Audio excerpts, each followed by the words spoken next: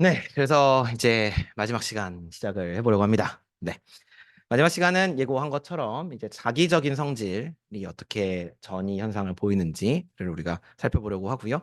계략적인 이제 어떤 물리적인 현상이 일어나는가는 아까 제가 첫 번째 시간에 설명을 해드렸으니 이제 바로 본론으로 들어가 보도록 하겠습니다. 우리가 지금까지 이 자기적인 성질을 묘사할 수 있는 모델로 사용을 했던 것이 인디펜던트 스핀 모델입니다. 사실은 스핀에 대해서 우리가 마이크로 캐노니컬 앙상블과 캐노니컬 앙상블에서 계산을 우리가 해봤었는데요. 그때 썼던 모델을 제가 그때는 이름을 안 알려드렸는데 걔들을 이제 독립 스핀이라고 부릅니다. 왜냐하면 스핀들끼리 상호작용을 안 하기 때문이죠. 이 경우에는 각 스핀이 자기장을 걸어주면 거기에 따라서 헷가닥 변했다가 자기장을 꺼주면 다시 랜덤한 방향으로 엔트로피를 최대화하는 방향으로 움직이게 됩니다. 말하자면 상자성을 나타낼 수 있는 그런 모델이라고 할 수 있겠습니다. 복습을 좀 해보자면 이 용어를 조금 이제 기호를 다시 쓸게요. 이게 사실 제가 정리를 하다 보니까 막 쓸데없는 숫자 2 막 이런 것들이 들어가서 그걸 이제 최소화할 수 있는 식으로 제가 이제 다시 스핀 스테이트를 정리를 했습니다. 우리가 원래는 업이면 2분의 1, 다운이면 마이너스 2분의 1이 되는 양자수를 사용을 하는데요. 걔를 그냥 2배를 해서 시그마 i라고 하는 애를 정의를 하겠습니다. 그러니까 업이면 플러스 1, 다운이면 마이너스 1인 거예요. 그렇게 되면 각 스핀의 에너지가 이렇게 주어지게 됩니다. 그리고 사실 요거 할 때는 요 앞에 있는 요 항을 입실론이라고 나가지고 정의를 했었는데 그렇게 하지 않고 이번에는 얘를 뮤 b라고 그러니까 b를 살려주고 그다음에 여기 부분을 이 뮤라고 정의를 하겠습니다. 다시 쓰면 얘를 이 뮤라고 정의를 하게 되면 식을 이렇게 우리가 정리를 할 수가 있겠죠. 여기 ms 대신에 시그마로 바뀌어서 써진 겁니다. 그러니까 달라진 건 없어요. 그냥 변수만 새로 도입을 했습니다. 제가 좀 편하게 하려고. 그리고 이 앞에 있는 변수를 입실론이라고 하나로 퉁치는 대신에 b를 넣은 이유가 뭐냐면 자기장의 세기를 내 마음대로 조절할 수 있게 해보려고. b는 자기장의 세기니까요. 자기장의 세기를 조절을 해보려고 식을 이렇게 썼습니다. 그러면 이걸 가지고 여러분이 이제 전체 시스템의 에너지를 생각을 해주게 되면 각 그냥 스핀의 에너지를 더해준 게 됩니다. 얘는 서로 상호작용이 없으니까 각각의 에너지를 그냥 더해주면 되죠. 그래서 이렇게 우리가 쓸 수가 있습니다. 얘를 가지고 이제 파티션 펑션 구해주면요. 그냥 이렇게 우리가 구해주면 되고 결과가 이렇게 나옵니다. 그러니까 변수들만 우리가 캐노니컬 앙상블에서 배웠던 거에서 다른 형태로 썼을 뿐이지 달라진 건 아무것도 없습니다. 지금. 자, 이런 상태에서 잠깐만. 베타가 빠진 것 같아요. 베타가 여기 들어가야 됩니다. 네, 베타 뮤 b가 돼야 되죠. 자, 이게 파티션 펑션인데 요건 이제 인디펜던트 스핀 모델이고 여기서는 상전이가 관찰되지 않습니다. 왜? 인터랙션이 없으니까. 그래서 무조건 엔트로피가 최대되는 방향으로 시스템이 변하게 될 거고요. 그런데 이제 스핀들 사이의 상호작용을 고려하게 되면 우리가 다른 모델을 얻을 수가 있습니다. 그 중에 가장 쉬운 녀석이 이징 모델이라고 부르는 녀석입니다. 이징은 사람 이름이고요. 좀 이제 얽혀있는 얘기가 재밌는 얘기가 이 이름이 잘못 붙었다라고 주장하는 사람들이 있습니다. 이징이라는 분이 제가 알기로는 1920년대에 독일에서 이제 학위를 하신 분인데 렌츠라고 하는 물리학자가 있어요. 그 렌츠라는 분이 이 이징이라는 분한테 자기 대학원생이었으니까 이 문제를 풀어봐 하고는 이 모델을 준 거예요. 그래서 풀었는데 결과가 신통치가 않았어요. 그래서 그걸로 박사학위 논문을 내고 박사학위를 받은 다음에 다 때려치고 고등학교 물리 선생님을 합니다. 그러니까 이제 더 과학자를 하지 않고. 근데 이 모델이 너무 유명해진 거예요. 그 학위 논문에 실린 모델이. 그래서 사람들이 다 이 모델을 이징 모델이라고 부르기 시작을 했는데 사실 모델을 만드는 사람은 이징이 아니고 그 선생님이 렌츠였던 거예요. 그래서 렌츠라고 불러야 되는 거 아니냐. 렌츠 모델 혹은 렌츠 이징 모델이라고 불러야 되는 거 아니냐라고 사람들이 생각을 하기도 합니다. 역사적으로는. 근데 재밌는 게 이 이징 모델이 너무 유명해지니까 나중에 이제 물리학자들이 모여서 이징 모델 특별 심포지엄을 했습니다. 그리고 이 이징 선생님을 초청을 했어요. 네, 초청 이징 선생님이 와서 감개무량하죠. 자기가 망한 줄 알았던 박사학위 논문이 엄청 유명해져가지고 사람들이 막 자기 이름을 붙여가지고 모델을 만들었으니까 저도 제 박사학위 논문 누가 보고 초이 모델 같은 거 좀 만들어주면 좋겠는데 아무도 관심이 없는 것 같습니다. 제 학위 논문에. 어쨌든 그런 이제 재밌는 에피소드가 남아있는 모델이 되겠고요. 자, 얘는 이제 어떤 식으로 이제 에너지를 쓰느냐를 한번 볼게요. 요렇게 씁니다. 보시면 요 앞에 있는 항은 인디펜던트 스핀 모델이랑 똑같아요. 자기장을 걸어주면 각 스핀이 거기에 반응을 한다. 끝. 자, 뒤에 항이 중요합니다. 얘는 보면 i번째 스핀과 j번째 스핀을 곱해놨습니다. 이렇게 곱해놓는 게 유리하게 이게 수학적으로 좋은 게 플러스 1 플러스 1이면 곱셈이 플러스 1을 주죠. 플러스 1 마이너스 1이면 마이너스 1을 주고 마이너스 1 플러스 1이면 마이너스 1을 주고 마이너스 1 마이너스 1이면 플러스 1을 줍니다. 즉 얘가 지금 나타내는 게 뭐예요? 같은 방향이면 플러스 1이 나오고 반대 방향이면 마이너스 1이 나오죠. 그래서 이게 시그마를 쓰는 게 MS를 쓰는 것보다 좋은 게 MS를 쓰게 되면 막 4분의 1 이런 게 붙잖아요. 그래서 지저분한데 얘는 이렇게 깔끔하게 쓸 수가 있습니다. 자, 그리고 얘는 제가 뭐라고 썼냐면 스핀 사이의 상호작용인데 네이버링이라고 되어 있습니다. 옆에 위치한 스핀. 아까 보여드린 그림을 예를 든다면 이렇게 스핀들이 있을 때 얘랑 얘 그리고 얘랑 얘 사이에만 상호작용이 있는 거예요. 멀리 떨어져 있는 애들은 아니고 그거를 나타내는 기호가 여기에 있는 요 기호입니다. 얘는 뭐냐면 I랑 J 쌍들을 다 카운트를 하는데 어떤 쌍들만 카운트할 거냐? 바로 옆에 있는 애들만 카운트를 할 거다라는 얘기가 그러면 교수님 그냥 이거를 I 플러스 1 뭐 이렇게 써도 되지 않아요? 라고 생각할 수 있겠죠. 왜냐면 여기서 지금 그림을 이렇게 그려놨으니까. 이거는 1차원의 경우고요. 우리가 1차원만 다룰 거 아니죠. 일반적으로 예를 들어서 우리가 이론을 만든다라고 하면 뭐 이런 걸 생각해 볼 수 있습니다. 각각의 이제 스핀이 막 들어가 있는. 그러면 얘의 네이버링 스핀은 여기가 되죠. 그러면 그냥 I 플러스 이런 식으로 이제 쓸 수가 없습니다. 그렇죠? 그래서 이런 경우들을 다 일반적으로 표현을 해주기 위해서 이런 식으로 이제 우리가 표기를 하게 되고요. 아니면 또 하나 쓰는 기호가 IJ하고는 NN 이렇게 씁니다. 얘는 뭐의 줄임말이냐면 nearest neighbor입니다. 바로 옆에 있는 이웃한 스핀이라는 뜻이 됩니다. 그래서 예를 들어서 2차원을 보게 된다면 얘의 이웃한 스핀은 이놈이죠.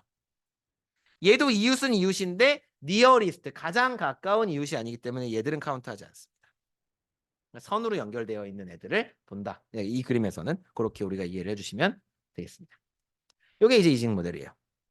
그리고 J라고 하는 여기 파라미터가 있습니다. 저는 상수예요. J라고 하는 애가 있는데 잘 보시면 자 같은 방향이면 플러스 1, 다른 방향이면 마이너스 1이라고 얘기를 했는데 여기 앞에 부호가 마이너스가 붙어 있으니까 J가 양수면 어떻게 될까요? 어느 게 더 안정한 상태가 될까요? 같은 방향, 다른 방향 중에 50%의 확률입니다. 같은 방향이면 플러스 1을 주니까요. 이게 양수라고 하면 마이너스가 붙게 되니까 마이너스가 되죠. 안정해지죠. 그래서 같은 방향이 안정해지는 애가 됩니다. J가 양수라면.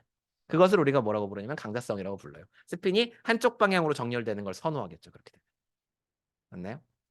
근데 J를 음수로 우리가 사용을 하게 되면 엔타이파로매그네틱이라고 부르고 반강자성이라고 부릅니다. 얘는. 반강자성의 경우에는 반대로 있는 걸 선호해요. 거꾸로 있는 경우가 마이너스가 되겠죠. 그 경우에는. 그래서 요거는 뭐 요것대로도 재미있는 물리적인 현상들이 나타나는데 요거보다는 쉬운 걸 하겠습니다. 우리는 강자성을 나타내는 J가 0보다 큰 경우를 가지고 논의를 진행을 하도록 하겠습니다. 자, 그러면 이제 파티션 펑션을 한번 써봅시다. 이직 모델에 대해서. 써보면 이렇게 쓸 수가 있는데요. 자, 파티션 펑션에도 역시 새로운 기호가 나오기 때문에 우리가 이해를 해볼 필요가 있습니다. 이 에너지라는 것은 뭐에 의해서 결정이 되냐면 결국은 시그마 1, 시그마 2, 시그마 3, 땡땡땡땡, 시그마 n이라는 애들이 각각이 무엇이냐에 따라서 결정이 됩니다. 업이냐 다운이냐에 따라서 시스템 에너지가 달라지는 거죠. 무슨 말이냐면 아까 제가 이렇게 그림을 그렸는데 스핀들이 제가 그냥 랜덤하게 한번 그려볼게요. 1번, 2번, 3번, 4번, 5번 땡땡땡에서 n번까지 이름을 붙일 수가 있고요. 내가 시스템을 갖고 있는 애들을. 걔들이 각각의 업인지 다운인지를 결정을 할 수 있잖아요. 그러면 예를 들면 이렇게 우리가 썼을 때 플러스 1, 마이너스 1, 플러스 1, 땡땡땡땡, 플러스 1 이라고 하는 하나의 상태를 주게 되면 이게 마이크로 스테이트입니다. 시스템에. 맞죠? 스핀의 모든 내가 가지고 있는 스핀들이 업이냐 다운이냐라고 하는 정보가 하나 딱 결정된 게 마이크로 스테이트고 하나의 스핀이라도 뒤집어지게 되면 다른 마이크로 스테이트가 되는 거죠. 맞죠? 그 마이크로 스테이트에 의존해서 에너지가 결정이 되는데요. 파티션 펑션이라는 건 뭐냐면 그 마이크로 스테이트들을 죄다 더한 거죠. 그러니까 기호로 이렇게 제가 써놨는데 얘가 의미하는 바는 모든 가능한 시그마 i들의 조합들을 다 더해라라는 얘기입니다. 다른 말로 얘기하면 요 밑에 줄에 있는 식이 됩니다. 시그마 1이 플러스 마이너스 1인 경우, 시그마 2가 플러스 마이너스 1인 경우, 땡땡땡에서 시그마 n이 플러스 마이너스 1인 경우까지를 다 더해서 파티션 펑션을 만들어라라는 얘기가 됩니다. 그거를 기호로 이렇게 간단하게 쓸게요. 이걸 매번 쓰기는 너무 번거로우니까. 됐죠? 이해되셨나요? 자, 그렇게 우리가 파티션 펑션을 만들었는데 여기까지 일단 모델에 대한 소개를 좀 하고 그래서 이직 모델이 그래서 풀렸냐? 이직 모델이 우리가 다 해를 알고 있냐? 라는 문제가 있습니다. 그 중에서 엄밀히 말하면 레티스 이직 모델이라고 하는 것을 해볼게요. 그러니까 격자 위에 있는 그러니까 아주 규칙적인 격자 위에다가 이직 모델을 올려놓게 되면 이 격자가 몇 차원에 있느냐에 따라서 이직 모델이 풀렸는지 안 풀렸는지가 다릅니다. 예를 들어서 1차원에서 풀게 되면은 정확하게 풀 수가 있습니다. 이게 이징 선생님이 풀었던 모델이에요. 1920년대. 근데 기대했던 결과가 안 나옵니다. 우리가 뒤에서 살펴볼 거예요. 기대했던 결과가 안 나와서 이직 모델은 실망하고 물리 선생님이 되죠. 자, 2차원은 1차원에 비해서 100만 배 정도 어렵습니다. 1차원은 박사과정 학생이 자기 학위 중에 풀 수 있을 정도로 쉬웠어요. 처음 나온 문제인데 풀 수 있을 정도면 쉬운 겁니다. 근데 2차원은 너무 어려워서 온자거라고 하는 분이 그보다 한 20년은 더 걸려가지고 일을 하셨고, 온자거는 엄청 수학을 잘했던 이제 물리화학자인데요. 그분이 이 조건이 있을 때 자기장이 0인 경우에 대해서 풀었습니다. 그러고 노벨상을 받았죠. 3차원 아무도 못 풀었습니다. 아직까지. 수치적으로는 풀 수 있어요. 시뮬레이션 같은 거에서 3차원의 답이 뭔지는 대충 알아요. 숫자적으로. 근데 진짜로 3차원을 손으로 해서 수식으로 푼 사람이 아무도 없습니다. 시도는 많이 했죠, 사람들이. 근데 아무도 못 풀었어요. 여러분 중에 이제 푸는 분이 생기면 노벨상 받을 겁니다. 진짜로. 이건 진짜 중요한 모델이에요. 4차원 이상 풀렸습니다. 이게 좀 웃긴 게 1차원, 2차원, 3차원 이렇게 차근차근 나가면 4차원은 못 풀어요. 3차원도 못 풀었으니까 우리가. 근데 4차원 이상에 대해서는 민필드라고 하는 평균장이라고 하는 이론을 사용을 하면 4차원 이상에서 항상 성립하는 결론을 얻을 수 있다는 걸 증명할 수가 있습니다. 이건 다른 방식으로. 그래서 민필드로 풀어놓고 요 해가 4차원 이상에서는 항상 맞는다라는 걸 별도로 증명을 해요. 그러면 증명이 됩니다. 그러고 나면 4차원 이상에 대해서 다 아는 거예요. 그래서 우리가 못 푼 거는 딱 하나의 차원밖에 없는데 3차원이죠. 우리가 사는 세상이 3차원입니다. 문제는. 그래서 사실은 이제 이직 모델이 3차원이 되게 중요한데 우리가 몰라요. 아직. 그 손으로 풀어서 나온 해가 없는 상황입니다. 그런 이제 역사적인 그런 코멘트가 있고요. 그래서 우리가 오늘 배울 거는 이 D는 2인 경우는 요걸 하려면 배워야 되는 물리가 굉장히 많습니다. 통계 물리가. 그래서 우리 수업에서 못 하고요. 요 1번과 마지막 민필드 이론 두 가지를 살펴보도록 하겠습니다. 민필드부터 배울게요. 민필드가 좀 더 이제 의미 있는 결과를 주기 때문에. 자, 보시면 요게 아까 에너지 펑션이었고요. 민필드라는 건 뭐냐면 다른 스핀들의 영향을, 내가 스핀 주인공 스핀이 있는데 주위에 이제 스핀들이 쫙 있겠죠. 다른 스핀들의 영향을 평균적으로 걔들이 미치는 영향으로 대체해서 보겠다는 얘기입니다. 그것을 평균장 접근법이라고 부르는데요. 무슨 얘기인지 이제 보시면 알아요. 스핀 I가 느끼는 에너지를 생각을 해보면 이렇게 됩니다. 위에 있는 식에서 이 시그마 I를 주인공으로 빼놓으면 걔는 자기 자신이 자기장에 의해서 받는 거는 뮤B 시그마 I만큼의 에너지를 얘가 받게 될 거고요. 맞죠? 그리고 주위 스핀들과의 인터랙션을 통해서 받는 항은 자기 자신의 스핀 상태가 있을 거고 주위에 있는 J들의 시그마 J에 의해서 결정되는 항이 있을 겁니다. 여기까지 이해되시죠? 평균장 근사는 여기에서 하는 건데 주위에 있는 애들이 미치는 저 스핀이 업이냐 다운이냐 이렇게 딱딱딱딱 주어지는 게 아니고 평균적으로 걔들이 갖는 스핀으로 대체를 해버리자 인 겁니다. 근사를 하는 거예요. 여기 지금 니어리스트 네이버라는 기호고요. 이해되세요? 그래서 요거는 실제로 얘가 플러스 1, 마이너스 1이라고 하는 어떤 마이크로 스테이트에 따라서 달라지는 값이지만 요거는 평균적인 거니까 다 퉁쳐가지고 얘는 평균적으로 뭐 플러스 0.3 정도의 뭐 업스핀을 가지고 있어 라고 하면 그냥 0.3을 여기다 대입을 해버리는 거예요. 업다운 업다운을 다 고려를 하지 않고. 이해되시나요? 그렇게 퉁쳐가지고 하게 되면 식이 이렇게 됩니다. 얘를 그냥 이게 꺽쇠 기호가 귀찮으니까 평균 대신에 M이라고 부를게요. 이게 마그네티제이션의 줄임말인데 질량 아닙니다. 네. 그리고 요거를 코디네이션 넘버 G라고 하는 게 있는데 이것도 파티션 펑션 아니고 다른 이제 기호예요. 코디네이션 넘버는 뭐냐면 주위에 애들이 몇 개 있는가를 나타내는 겁니다. 배위수 우리 이제 화학에서 쓰는 말로 배위수라고 우리가 번역을 하죠. 그래서 걔를 이제 넣어주게 되면 이게 결국 어떻게 되냐면 주위에 있는 애들 개수 곱하기 그냥 이거가 되겠죠. 왜냐면 이건 상수니까. 평균값이 돼버렸으니까. 상수니까 서메이션이 크게 의미가 없고 주위에 몇 마리나 있느냐를 그냥 카운트해서 넣어주면 됩니다. 그리고 얘를 M으로 쓰기로 했으니까 고쳐 써주면 이렇게 되겠죠. 에너지 이렇게 쓸 수 있다. 좋아요. 얘를 가지고 근데 이제 시그마에 대해서 묶어주면 이렇게 이제 식을 쓸 수가 있고 그냥 시그마 I에 대한 에너지로 딱 나왔죠. 그러면 그냥 우리가 인디펜던트 스핀 풀었듯이 풀어주면 되는데 그냥 그렇게 풀기보다 우리가 뭘 해볼 거냐면 요 마그네티제이션을 한번 구해보자. 평균 스핀이 어떻게 되는지 인디펜던트 스핀인 것처럼 하면 되는데 어떻게 구할 수가 있어요? 얘는 스핀이 가질 수 있는 상태 곱하기 그 다음에 그 스핀의 상태의 확률값이 되겠죠. 근데 스핀이 가질 수 있는 상태가 뭐예요? 두 개 중에 하나잖아요. 플러스든지 마이너스든지. 그거를 이런 식으로 이제 해주시면 됩니다. 그리고 이 확률이라는 건 또 우리가 알죠? 볼츠만 팩터라는 것을. 그래서 요거 캐노니컬 앙상블에서 했던 거예요. 그저께 배운 겁니다. 엄청 새로운 읽기 아니에요. 자, 똑같게 그냥 해주시면 돼요. 계산을 해주면 되는데 보시면은 분모에 있는 파티션 펑션이 이런 형태로 나오고 분자는 요거를 이제 묶어서 써주면 이렇게 나옵니다. 그렇죠?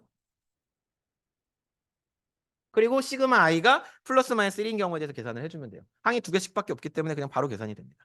이렇게 됩니다. 이렇게 생긴 거에 대해서 위에는 차이가 있다면 마이너스 부호가 붙는다는 거고 밑에는 플러스 부호라는 거죠. 얘는 우리가 전에 배웠던 하이퍼볼릭 함수를 사용을 해가지고 하이퍼볼릭 탄젠트로 정리를 할 수가 있습니다. 위에는 하이퍼볼릭 사인을 주게 되고 밑에는 하이퍼볼릭 코사인을 주게 되기 때문에 우리가 하이퍼볼릭 탄젠트로 바꿔서 써줄 수가 있고 식이 이렇게 나옵니다. 자, 이 식을 이제 풀면 됩니다. 무슨 말이냐면 우리가 궁금한 게 뭐냐면 결국은 이 m이에요. m이라는 것이 자기장 b와 그리고 이 커플링 컨스턴트 j 그리고 온도 베타에 대해서 어떻게 변하는지를 알고 싶어요. 요게 근데 셀프 컨시스턴트 이퀘이션이라고 부르는데요. m이 여기 있고 여기 또 있습니다. 그러니까 방정식이 마치 어떻게 생긴 거냐면 x는 x에 대해서 풀어야 되는데 하이퍼볼릭 탄젠트 안에 어쩌구 같이 이렇게 들어가 있는 형태입니다. 이거는 풀 수가 없어요. 손으로 그냥 풀 수가 없습니다. 이런 함수 푸는 거 배운 적 없죠. 이거 그냥 방정식인데요. 이 방정식을 푸는 거 우리가 모릅니다. 어떻게 풀어야 될지. 그래서 얘를 이제 어떻게 풀 거냐면 그래프를 이용을 해가지고 풀 건데요. 약간의 꼼수를 쓸 겁니다. 자, 지금 주어져 있는 식이 이거였는데요. 여기에서 x라는 것을 베타 JJM 요 녀석을 x라고 할 거고 그다음에 방정식을 좀 간단하게 만들기 위해서 b가 0이라고 가정을 할 겁니다. 요거는 나중에 되살릴 거니까 일단은 그냥 자기장이 없는 상태를 먼저 봅시다. 자기장이 없는 상태에서 요 부분을 x라고 놓게 되면 요렇게 우리가 식을 고쳐 쓸 수가 있습니다. 맞나요? 맞죠? b는 0이고 이거 대단한 거 아니고 변수 치환한 거죠. 자, 이러고 뭘 할 거냐면 얘를 y1, 얘를 y2 오브 x. 두 개의 x에 의존하는 함수로 놓고 두 개가 같아지는 점은 뭐예요? 두 개의 곡선을 그렸을 때 그 접점이 y1과 y2가 같아지는 점이죠. 그 원리를 쓸 겁니다. 그래서 먼저 y2를 그릴게요. 탄젠트 하이퍼볼릭 그려놓고 자, y1은 뭐예요? 식을 보면 x에 대한 함수가 원점을 통과하는 1차 함수죠. 직선이에요, 그냥. 그러면 직선을 그리면 됩니다. 이게 이제 하나 그릴 수 있죠. y1을. 그리고 직선을 이렇게만 그릴 수 있는 게 아니고 또 막 그려보면 이렇게도 그릴 수가 있어요. 접점의 수가 달라지는 게 보이세요?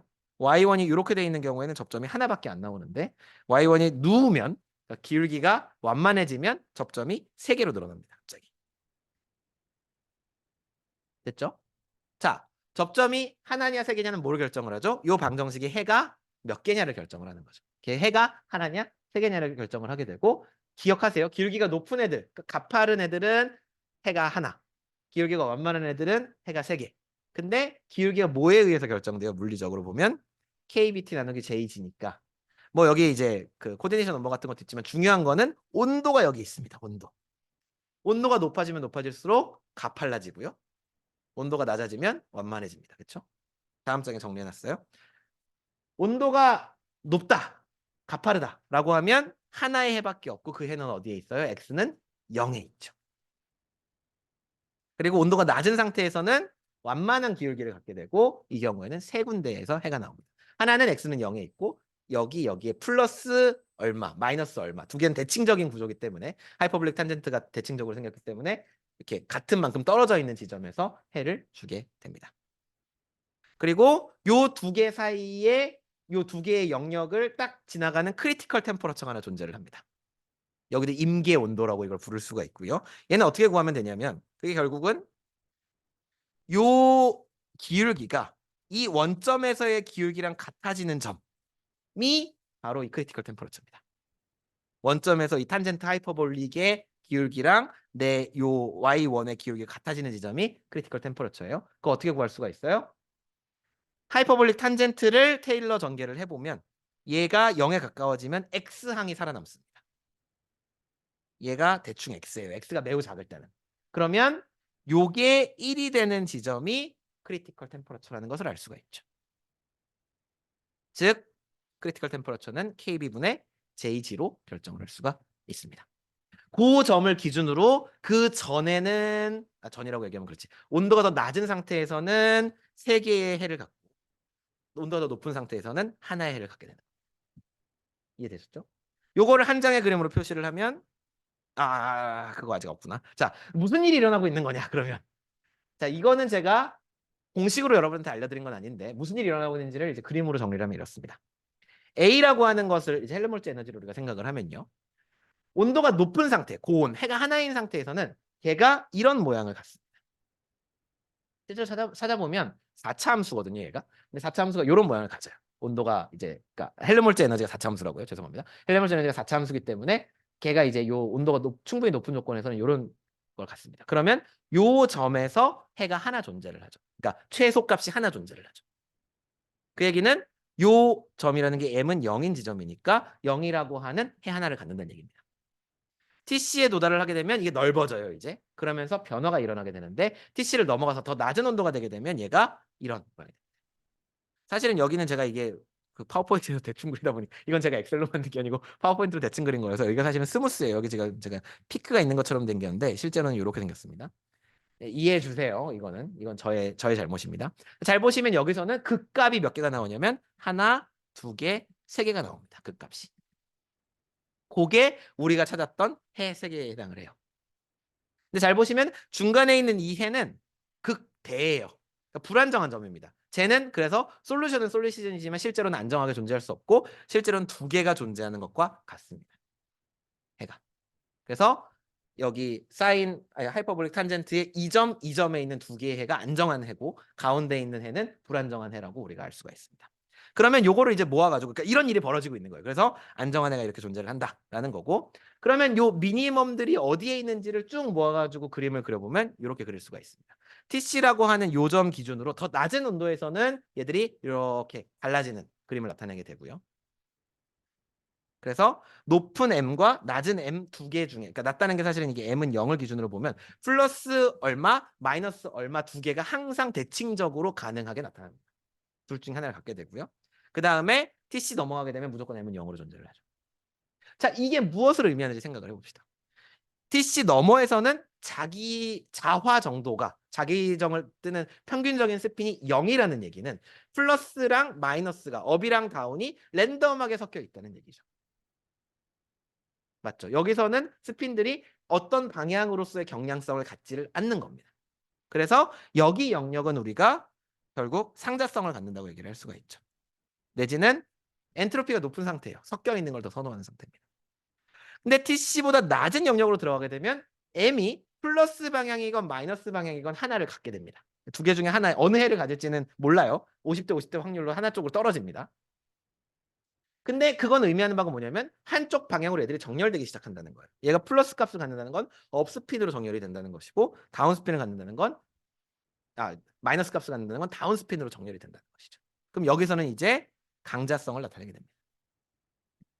정렬이 이제 싹 됐으니까. 그렇죠? 그러면서 이 TC를 기준으로 상전이가 일어나는 것이죠.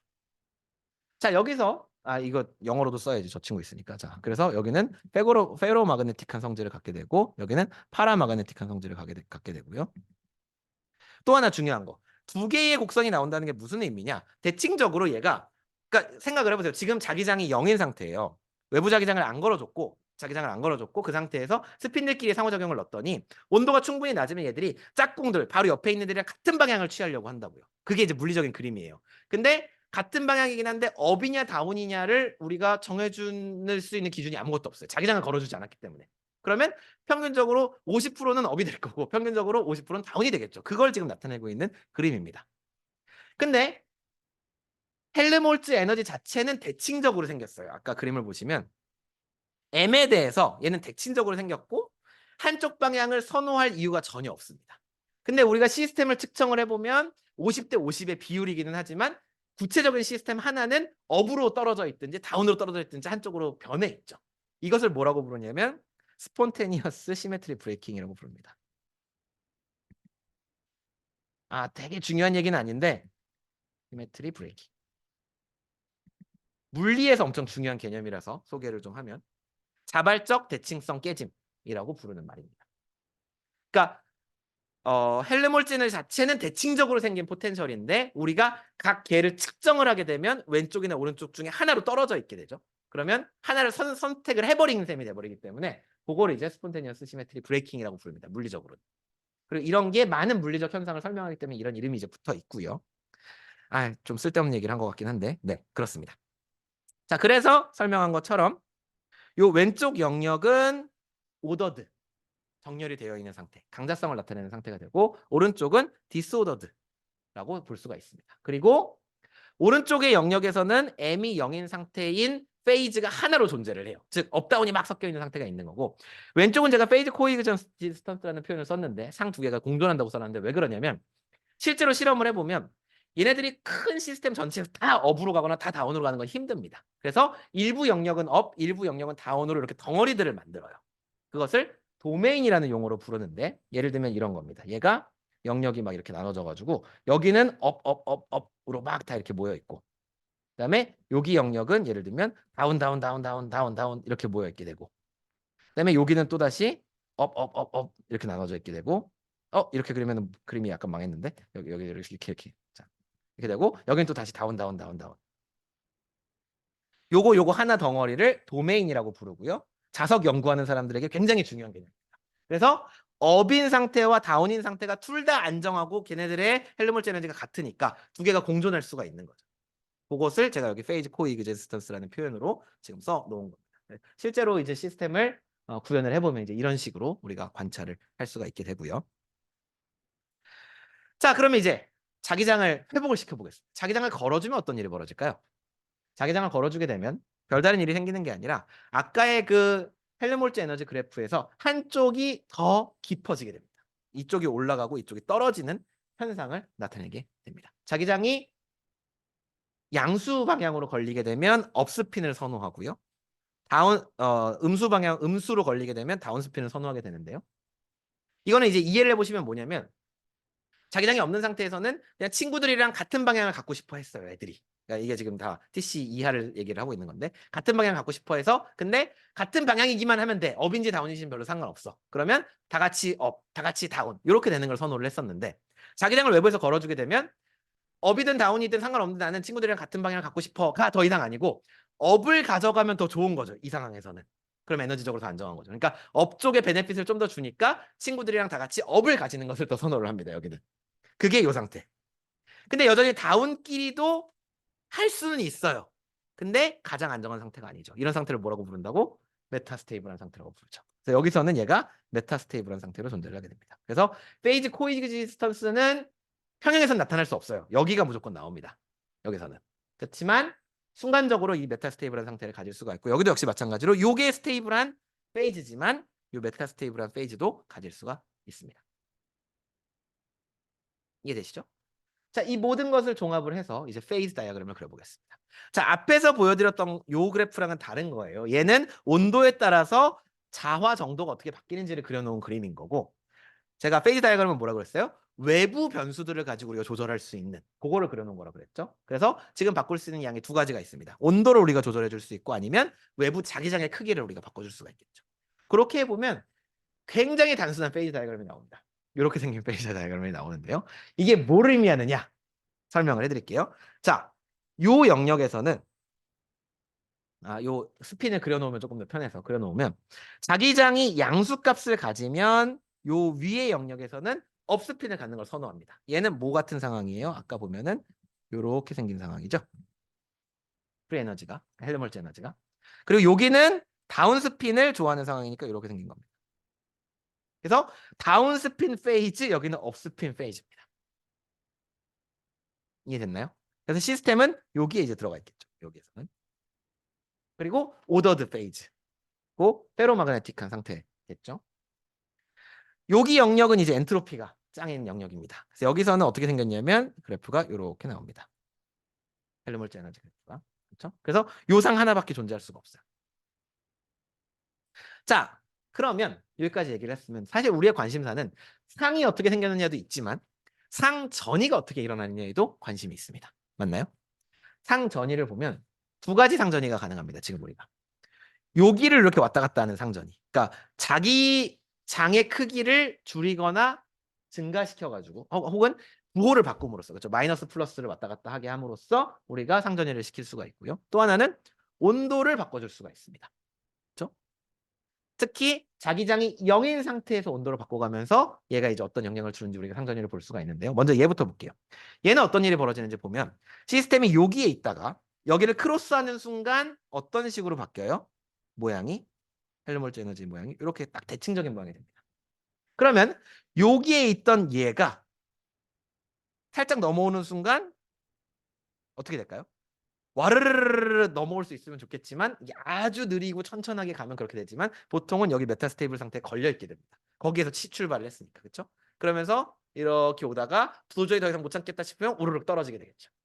반대로 움직이는 경우를 볼까요? 반대로 움직이는 경우에서는 여기에서 출발을 하잖아요. 그리고 이 점에 도착을 하면 여기 있겠죠. 거기까지는 안정한데. 그리고 이로 넘어갈 때 와르르르 해버리게 되면 여기에 메타스테이블 상태에 걸려있는 상태로 쪼르르륵 이동을 합니다. 이해되세요? 지금 요 미니멈 두 개가 이렇게 되면서 출발을 하게 되면 여기에 이제 시스템이 있는데 서서히 우리가 자기장을 바꿔주게 되면 방향을 바꿔주게 되면 0에서 여기에 여전히 걸려있고 이렇게 움직이게 되면 얘가 여기 아직 갈려 있지만 궁극적으로는 일로 이제 떨어지게 되겠죠. 그렇죠? 그게 여기서 이제 일어나는 현상입니다. 지금 제가 설명한 현상이 뭐냐면 히스테리시스라고 하는 건데요. 스펠링이 정확히 어떻게 되더라? 히스테리시스라는 게 뭐냐면 한쪽 방향으로 가는 변화와 이쪽 방향으로 오는 변화가 다른 결과를 주는 걸 히스테리시스라고 합니다. 물리적으로는. 근데 지금 보면 여기서는 처음에는 자기장을 우리가 양수값으로 처음에 걸어줬어요. 그러면 자석이 이쪽 방향으로 이제 정렬이 됐습니다. 근데 얘를 점점 자기장을 바꿔서 마이너스 방향으로 자기장을 걸어주면 당분간은 플러스 방향으로 자석이 남아 있습니다. 남아 있다가 르르륵 하고는 정신을 차리고는 마이너스 방향으로 다시 정렬이 돼요. 그러고는 다시 자기장을 또 우리가 반대 방향으로 쭉 올려주게 되면 분명히 플러스로 바꿨는데도 불구하고 플러스 방향으로 안 바뀌고 얘가 정신을 못 차리고 있다가 르르륵 하고 다시 플러스로 돌아오게 됩니다. 그러면 그게 같은 자기장에서 요렇게 갔냐 요렇게 갔냐에 따라서 얘가 가지고 있는 자화의 방향이 다르죠. 그러니까 그런 것을 우리가 히스테리시스라고 하고 사실은 이건 평형에서 나타나는 현상은 아니고 이 메타스테이블한 스테이트들이 존재하기 때문에 생기는 현상입니다. 그리고 또 하나는 평형으로 얘를 이동을 시킨다. 그러니까 가역 과정으로 변화를 시켜가지고 진짜 느리게 변화를 시키면 요 점에서 순간적으로 얘가 여기서 일로 이동을 하게 됩니다. 여기서 조금만 일로 떨어지게 되면 여기서 일로 확 가버리겠죠. 평형이 되니까. 그러면서 큰 변화가 일어납니다. 무슨 변화가? 에너지의 죄송합니다. 헬름홀츠 에너지의 첫 번째 미분값에서 큰 변화가 일어나게 됩니다. 점프가 한번 일어나요. 엔트로피가 확 바뀌어요. 예를 들면. 그거를 우리가 뭐라고 부른다고 그랬죠? First Order Phase Transition이라고 부른다고 했죠. 그래서 요 선을 지나가는 페이지 트랜지션은 상전이는 First Order Phase Transition이 됩니다.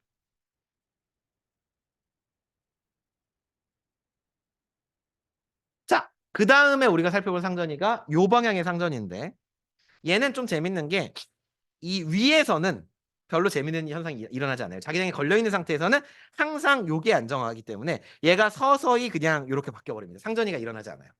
상전이 일어나는 건 언제냐면 B가 딱 0인 경우에 온도를 바꿔주면 그때 상전이가 일어납니다. 자, 여기서는 어떤 일이 벌어져요? 요 두 개의 페이즈가 둘 다 이퀄리 안정합니다. 그렇죠? 둘 중에 하나의 상태로 있죠. 그래서 시스템이. 그러다 요 TC를 지나가는 순간 자, 여기서 일어나는 변화는 뭐냐면 얘가 이렇게 생긴 애가 점점 샬로우해지다가 하나로 싹 합쳐지는 거예요. 그게 요 TC에서 일어나는 일입니다. 그럼 이 경우에는 잘 보면 얘가 업스핀을 예를 들면 80%를 가지고 있다가 온도를 올려주면 80%, 70%, 60%, 50%, 40%, 30%, 20%, 10%, 0% 하고는 상전이가 딱 되는 거예요. 0% 지점에서. 그래서 얘 같은 경우에는 헬름홀츠 에너지의 1차 미분이 1개 미분이 불연 속성을 갖지 않습니다. 근데 2개 도함수가 불연 속성을 갖습니다. 그러니까 그걸 제가 지금 수학적으로 보여드리진 않겠지만 그런 일이 벌어지기 때문에 그러니까 여기서 일어나는 상전이와 여기서 일어나는 상전이가 다르다는 걸 보여드리는 거고 이 상전이는 1차 상전이의 성질을 갖고 이 상전이는 2차 상전이의 성질을 갖습니다. 그래서 1차 상전이냐 2차 상전이가 왜 중요하냐? 그냥 도함수의 미분이 몇 번째 디스컨티뉴이티를 갖느냐가 문제가 아니고 들여다보면 헬름홀츠 에너지가 그 전이에 대해서 어떻게 바뀌는지가 완전히 다른 두 개의 프로세스라는 거예요. 그래서 사람들이 물리학자들이 목숨 걸고 이 상전이가 1차냐 2차냐 이런 거에 관심을 갖고 있는 겁니다. 실제로 제가 모 학교에 가서 세미나를 했는데 그 세미나를 할 때 우리 랩에서 연구하는 상분리 현상에 대해서 이론적인 설명을 했어요. 그랬더니 어떤 물리학자가 손을 들고 질문을 하더라고요. 상분리가 지금 상전이의 일종이라고 했는데 그게 1차 상전입니까? 2차 상전입니까? 딱 이렇게 물어보더라고요. 그거에 물리학자들은 목숨을 겁니다. 통계역학 하는 사람들 진짜로. 그게 완전히 다른 피직스를 주기 때문에. 참고로 상분리는 1차 상전입니다. 그 순간 당황해서 제가 답을 생각을 못했는데 1차 상전이가 정답입니다. 자, 여기까지 민필드로 설명을 한 거예요. 4차원 이상에서 성립하는 거고 여기서 얘기한 거는 4차원 이상에서 성립을 하지만 3차원이나 2차원에서도 유사한 현상이 나타납니다. 숫자나 이런 것들이 좀 달라지긴 하지만 정성적으로는 비슷하다고 보시면 돼요. 문제는 1차원은 완전히 다른 현상을 나타냅니다. 그러니까 원래 렌츠 선생님이 이징 선생님한테 이걸 풀어라고 줬을 때 이 민필드 모델 같은 결과가 나올 거를 기대를 하셨던 거예요. 근데 1차원에서는 이 결과가 나타나지 않습니다. 미리 스포일을 하자면. 자, 푸는 것을 한번 같이 해봅시다. 자기장이 0인 상태를 가정을 하고 할게요. 이게 쉬워서. 0이 아니어도 풀 수는 있는데 우리는 쉬운 걸로 풀겠습니다. 그러면 파티션 펑션을 우리가 이렇게 써줄 수가 있습니다. 그런데 문제를 좀 쉽게 만들기 위해서 이 조건은 굳이 필요한 건 아니지만 넣어주면 좋습니다. 뭘로 할 거냐면 1차원에 지금 우리가 이렇게 쭉 스핀들이 있잖아요. 이 끝을 연결을 할 겁니다. 그래서 n번째 있는 애 다음에 있는 애가 1번이 되도록 연결을 할 겁니다. 그래서 n 다음에 있는 애가 1번이랑 같아지도록 만듭니다. 걔를 periodic boundary condition 이라고 부르고요. 그렇게 하게 되면 우리가 이렇게 요 앞에 있는 시그마를 풀어서 써줄 수가 있습니다. 그리고 여기 보시다시피 이게 이제 n번째 있는 애가 1번이랑 연결이 되니까 이게 별 문제 없이 써질 수가 있죠. 이 조건이 별로 필요 없다는 게 무슨 얘기냐면 이 조건을 안 쓰고도 똑같게 구할 수가 있고 결론이 똑같습니다. 근데 그냥 이제 수학적으로 좀 더 깔끔하게 풀기 위해서 이걸 넣는 거고요. 자, 얘를 이제 어떻게 풀 거냐? 아이씨, 이게 시그마가 여기 다 들어가 있는데 1차원이기 때문에 유일하게 가능한 게 뭐냐면 i 다음에 오는 애가 이웃이 i 플러스 1입니다. 그냥. 아까 제가 2차원만 돼도 요렇게 고려를 해줘야 돼서 복잡해진다고 했죠. 얘는 i 다음에 i 플러스 1, i 플러스 1 다음에 i 플러스 2가 오는 게 항상 성립이 되니까 이렇게 깔끔하게 써줄 수가 있고 이 경우에 아주 간단한 트릭이 뭐냐면 타우라고 하는 새로운 변수를 정하는 거예요. i와 i 플러스 1 스피는 플러스 1, 마이너스 1 중에 하나밖에 안 가지니까 얘를 그냥 하나의 스핀인 것처럼 새로 정의를 해버리는 겁니다. 그렇게 되면 식이 이렇게 바뀌고요. 그럼 여기는 이제 더 이상 인터랙션이 아니라 그냥 인디펜던트 스핀인 것처럼 풀어주면 됩니다. 그래서 파티션 펑션 구해주면요. 정확히 이렇게 이제 나오게 됩니다. 이거 어디서 많이 봤죠? 인디펜던트 스핀이랑 결과가 같아요. 자, 근데 여기까지 얘기를 하면 이미 여러분들 떠올리는 게 있어야 되는데 인디펜던트 스핀에서 우리가 상전이가 있었나요? 없었나요? 없었죠. 그래서 렌츠 선생님이 실망을 한 거예요. 이 이징이한테 가가지고 이걸 풀어보라고 1차원 모델을 줬더니 풀었는데 상전이가 없는데요, 선생님? 약간 이런 결과를 갖고 온 거예요. 그래서 이 멍청이 또 잘못했군. 약간 이러고 이제 교수님이 근데 오래 있었으니까 박사 받고 떠나라. 약간 이렇게 이제 된 거죠. 너는 물리엔 재능이 없는 것 같아. 그래서 이제 이 친구가 선생질이나 해야지. 이제 약간 이런 이거는 제 상상임, 뇌피셜입니다. 전혀 실제로 어떤 일이 벌어졌는지 모르겠는데 이제 그런 일이 벌어지지 않았을까 이제 짐작을 해보고요. 근데 나중에 알고 보니 틀리게 푼 게 아니었고 1번. 그리고 1차원에서는 실제로 상전이가 없습니다. 2차원 이상에서만 상전이가 나타나요. 그래서 사람들이 이걸 풀어놓고 이제 1차원이 맞다는 것까지 검증을 해놓고 씨 진짜 없나? 이러고 이제 다들 멘붕을 했죠. 그러다가 온자가 선생님이 2차원을 풀었더니 다행히 2차원부터는 상전이가 있습니다. 이렇게 돼가지고 사람들이 다행이다. 이러고 이제 마음이 이제 편안해졌죠. 이제 그래서 이제 우리가 자기적인 현상을 이해할 수 있게 됐다. 그래서 그냥 뭐 별로 이제 상전이 없기 때문에 우리가 하려는 거랑은 크게 상관은 없습니다만은 이제 연력학적인 양들을 계산을 해볼 수 있겠죠. 그래서 파티션 펑션 방금 보여드렸고 이걸로부터 이제 헬름홀츠 에너지 계산할 수 있습니다. 그렇죠? 이 Z 대입하면은 계산이 되고요. 사실 그 인디펜던트 스핀이랑 거의 똑같게 나오기 때문에 굳이 이걸 하는 게 의미는 없는데 그리고 이제 에너지 계산해 보면 요거 이제 미분해 가지고 우리가 구할 수 있었죠. 얘를 미분하는 게 좀 더 정확한 표현이긴 한데 이렇게 우리가 구할 수 있었습니다. 이 베타 이렇게 해서 구할 수가 있었고 구하면 하이퍼볼릭 탄젠트 나오게 되고요. 얘가 이제 온도에 따라서 어떻게 바뀌는지 보면은 뭐 여기가 베타가 1/kBt니까 온도가 0이 돼 버리면 얘가 이제 무한대에 가까워지게 되니까 그 경우에는 그냥 1로 얘가 수렴을 하고요. 아까 탄젠트 하이퍼볼릭 이렇게 생겼었죠. 그러니까 무한대로 가면 1로 수렴을 합니다. 그래서 마이너스 NJ. 이건 뭐 쉽게 생각할 수 있는 게 온도가 0으로 가까이 가게 되면 전부 다 얘네들이 스핀이 한쪽으로 정렬이 되겠죠. 그걸 얘기를 하고 있는 거고요. 그러니까 업스핀이든 다운스핀이든 한쪽으로 정렬이 돼버리면 다 같이 그냥 좋아하는 상태가 되니까 마이너스 nj만큼 얘네들이 n개가 있으니까 그만큼의 이득을 얻게 되고요. 그리고 얘가 이제 무한대로 가게 되면 t가 무한대로 가게 되면 여기 안에가 0이 되니까 이 점으로 수렴을 하게 되겠죠. 그렇게 되면 얘가 0이 됩니다. 얘는 이제 물리적으로 생각을 하면 온도가 높아지게 되니까 업스핀, 다운스핀이 막 랜덤하게 정렬이 돼서 평균 내면 0이 되는 내부 에너지가 그런 상황이라고 생각을 할 수가 있겠고요. 그리고 히트 캐패시티 계산을 해보면 얘를 t에 대해서 미분을 하면 구할 수가 있고요. 뭐 굳이 길게 얘기 안 하겠고 얘도 보면 근데 자 보세요. 여기에 불연속성 없습니다. 여기에 불연속성 없습니다. 여기에도 불연속성 없습니다. 3번 미분하고 4번 미분하고 5번 미분해도 불연속성이 없습니다. 즉 상전이는 존재하지 않는 거죠. 제가 아까 그냥 인디펜던트 스핀이랑 마찬가지니까 없다라고 얘기를 했지만 좀 더 엄밀하게 얘기를 하면 이렇게 여러 번 도함수를 구해봐도 전혀 불연속성이 나타나지 않기 때문에 상전이라고 우리가 볼 수가 없는 거죠. 1차원은 상전이가 안 일어납니다. 그래서 나중에 이제 물리학자들이 왜 그럼 1차원은 안 일어나는가 막 이런 걸 가지고 또 열심히 싸우고 치고받고 했었는데요. 그 얘기를 하기에는 우리가 이제 시간이 부족하고 그냥 자기적인 성질에 대해서 이제 민필드를 통해서 상전이 개념을 이해를 해봤고 그리고 1차원은 워낙 쉬우니까 쉬운 문제를 한번 풀어봤는데 쉬운 거는 역시 쉬운 대로 원하는 답을 안 주더라. 뭐 이런 이상한 교훈을 우리가 얻으면서 수업을 마무리를 하면 될 것 같습니다. 그래서 나흘 동안 네, 열심히 참석해 주셔서 감사드리고요.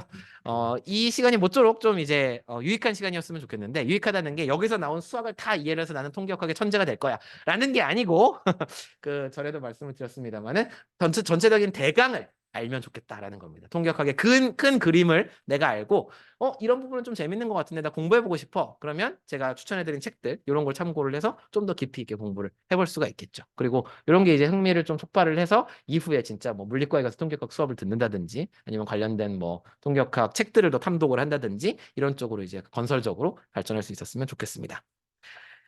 네, 약속했던 동영상은 이제 오늘은 아마 올라갈 수 있을 거라고 생각을 합니다. 강의 준비를 더 이상 안 하니까. 그래서 수고 많으셨고 저도 수고했고 여기서 마치도록 하겠습니다. 감사합니다.